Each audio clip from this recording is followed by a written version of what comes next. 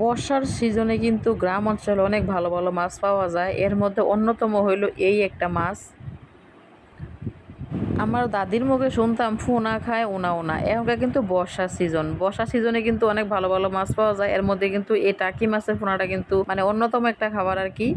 এটা হলো বর্ষা ছাড়া আসলে পাওয়া যায় না। তো আমার দাদি যখন আসছিল, আমার দাদি কিন্তু এটা অনেক মজা করে রান্না করতে পারতো ফোনাটা। আমরা কুমিল্লার মানুষরা কিন্তু এটা ফোনা নামেই চিনি, মানে টাকি মাছের ফোনা কই আর কি। আমরা কেউ কয় চ্যাং মাছ, কেউ কয় লাঠি মাছ, মানে এক এক জায়গার মানুষে এক এক রকম করে কয় আর কি। তো ওই দিন আমার আব্বা এই ফোনাটি কিনে আনছে। আমার কাছে প্রথমে কইছিল 150 টাকা, কিন্তু আসলে 150 টাকার না, এখানে 300 টাকার ফোনা নাকি কিনে আনছে। তো এখন আমরা এটি পরিষ্কার করবো, একটা বলের মধ্যে নিয়ে নিলাম। দেখেন এটি নিচে কিন্তু অনেক শামুক আছে, তারপরে হলো ছোট্ট ছোট্ট ঘাস আছে। তো ঘাসটি পরিষ্কার করবো আর শামুকটি পরিষ্কার করবো। আমি ফোনা পরিষ্কার করি একরকম করে, আমার সোডাম্মা পরিষ্কার করে আরেক রকম করে। তো সোডাম্মার মানে টেকনিকটা অনেক ভালো টেকনিক, আমারটা আবার তেমন ভালো না। তো সোডাম্মা কইতেছে এটি ইয়ার মধ্যে বড় একটা ডিশের মধ্যে ডিশের মধ্যে নিলে এটি যেটি জেতা আছে এটি নিচের দিকে এসে পড়বো, আর ঘাস আর শামুকটি উপরে দেবো। তো সোডাম্মা বলতে মানে আমরা চাষিরে সোডাম্মা কই আর কি, কোনো কোনো জায়গায় আবার চাষি কয়, আমরা সোডাম্মা কই। তারপরে চাষিরে আম্মা কই, মারে মা কই, এই আর কি। এখন দেখেন সোডাম্মা আমি মিলে কিন্তু পরিষ্কার করতেছি। এটি কিন্তু ধরতে অনেক আরাম লাগতেছে, এই কারণে বারবার আমি ধরতেছি, লাফাইতেছি। এখানে কিন্তু 3 রকমের ফোনা, একটা একটু বড়,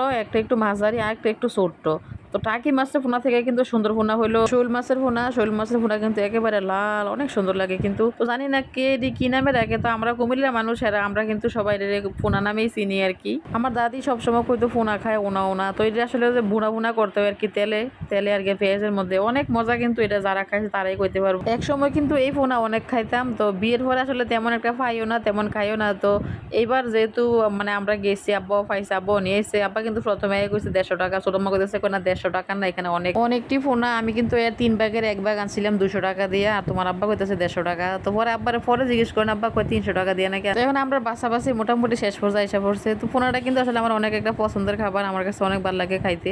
তো আমরা যদি সবাই আছি, সবাই একসাথে খাবো। তো এখন দেখেন এর মধ্যে আমি লবণ দেবো, লবণ দিলে দেখবেন এর রিয়েকশন কি পরিমাণ। এই দেখেন কিভাবে লাফাইতেছে, মানে জীবনের মায়া সবাই আছে। এটি কিন্তু বাসার পরে লবণ দিয়ে মারতে হয়, লবণ দিয়ে না মারলে আসলে মরে না। তো লবণ দিয়ে মারতে ওর খারাপ লাগতেছিল, কারণ একেবারে জীবন্ত প্রাণটা আমি লবণ দিয়ে শেষ করে দিলাম। তো দেখেন লবণটা দেওয়ার পরে কিন্তু কি অবস্থা করতেছে, মানে বাসার জন্য আর কি। বাসার আর কোনো লাইন নেই, কারণ যেহেতু লবণ দিয়ে দিছি। তো লবণ দিয়ে ভালো করে 2-3 বার করে ধুয়ে নিতে হইব। ধুয়ে নিলে তারপরে একটু ফকফকা সাদা হয়ে যাবো। তারপরে হইলো গিয়ে রান্না করবো আর কি। তো রান্নার ভিডিওটা কিন্তু করা হয়েছে না, যনকা রান্না হয়েছিল তনকা কিন্তু ঘটনাস্থলে আমি আসছিলাম না। তো এই কারণে ভিডিওটা করা হয়েছে না। যতটুকু কাটাকুটি করছে ততটুকু ভিডিও করা হয়েছে।